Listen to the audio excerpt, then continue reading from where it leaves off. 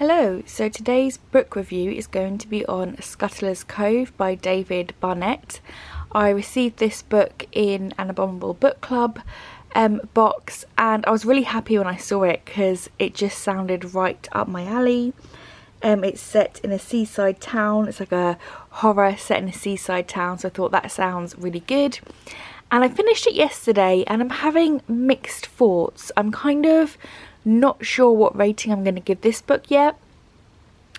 Yeah, and I'll explain a little bit why. So this book, you're following two different people, or two different groups of people. You're following the locals of Scuttler's Cove, and then you have some newcomers who have come into the town and they've built this new they've bought some land and they've built some houses, and they're kind of buying up the houses, and it's kind of the struggle between the locals and the new people. The locals aren't very happy about having new people coming in because they're just using the town as like second homers. They're coming in for the summer and then disappearing.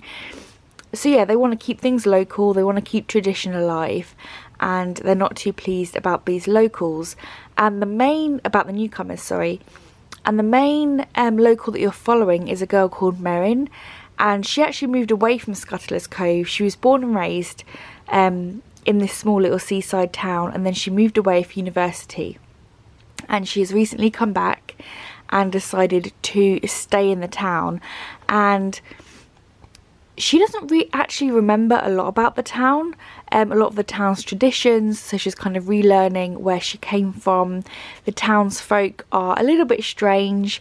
They're very much into folklore, and they seem like nice people, but there's obviously something going on in the town, and she's not quite sure how she fits in, and yeah, all the weird stuff that starts happening. And then you are following a girl called Jen, who is one of the newcomers, but she's actually new to the friend group that she's just entered. So she's made friends with these Londoners, although she's not actually from London, and she actually feels like a bit of an outsider with the newcomers, but she's also a little bit of she's an outsider to Scuttler's Cove. So it's interesting seeing her perspective about the group she's travelling with, because the group she's travelling with, they're all like rich couples, very up themselves, and they very much see themselves above the local people. So that was an interesting dynamic to see the battle between the two different groups and where their loyalties kind of lie towards the town and that kind of a thing. So the story was interesting. You have, like I said, the battle between these two groups of people, plus folklore within the town. Something is happening within the town. Merrin is obviously going to be involved in some shape or form. So the plot was interesting. The characters were interesting. Like I said, they all come from different backgrounds. They all had different reasons for being in the town. They all had different motives. So that was interesting. I think the thing that's just throwing me off a little bit is I found the pacing to be very slow. And I read this over a couple of days, but it was definitely a push towards to get towards the end. It very easily could have been a DNF for me. I think it was just the element of the folklore within the town was so interesting to me. I wanted to see more about that. Didn't really care much about the people, if I'm honest. Yeah, I just didn't feel like there was much drive, like even towards the last few chapters when you kind of felt the plot, ramping up to the conclusion. It was a little bit, I don't know, it just got a little bit repetitive and a little bit predictable, and it was just, yeah, a bit of a slog towards the end. So even when I felt like the book was supposed to feel fast-paced, it didn't really feel fast-paced. It was just kind of, I really had to push myself to finish because I wanted to know the ending. And the ending was good and everything, but it's just after I finished the book, because I had to push myself to read it, I just kind of felt it was a little bit meh for me, which is such a shame because it had so many good elements in this. I love folklore. It's set in this like supposedly cozy little town, which actually ends up to have very, creepy stuff going on. And yeah, it just felt like there was something missing, and I'm sure it was the pacing. yeah, it says Scuttler's Cove and the working village of Cornwall, where life has gone uninterrupted for centuries until it was discovered by the rich.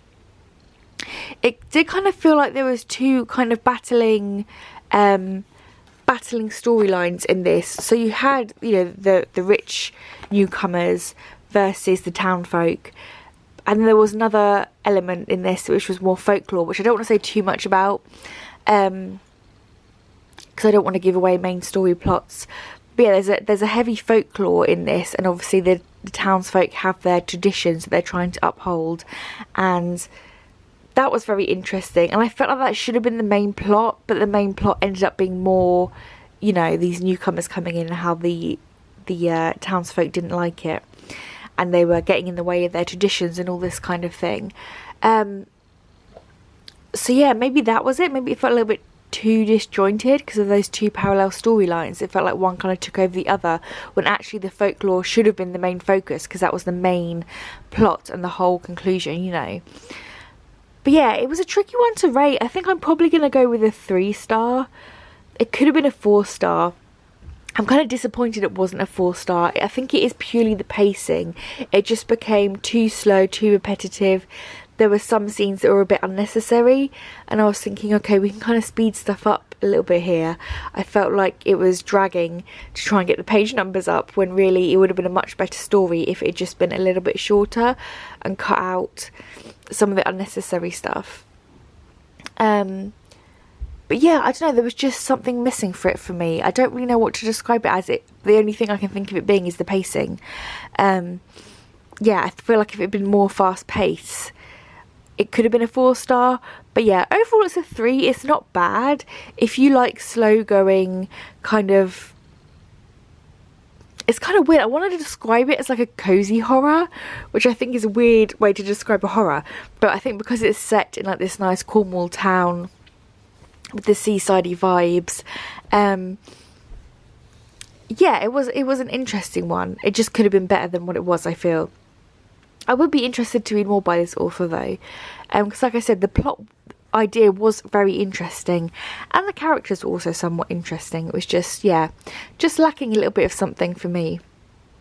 So I don't want to say too much about this, because there isn't really much more I can say without completely giving too much away. But yeah, if you like horror stories with folklore, and you're not too fussed about it being a slow-paced book, then I think you probably would like this. But if you're someone who likes fast-paced, you know, real page-turners, I wouldn't really describe this as a very scary book. I think it was trying to be more atmospheric. But yeah, not so much with the scares. But yeah, overall, I think I'm going to go with a 3. So that's my review of Scuttler's Cove. Let me know your thoughts in the comments down below. Have you heard of this book? Are you planning on reading it? What are your thoughts? So as always, thank you for watching. Until next time, bye guys.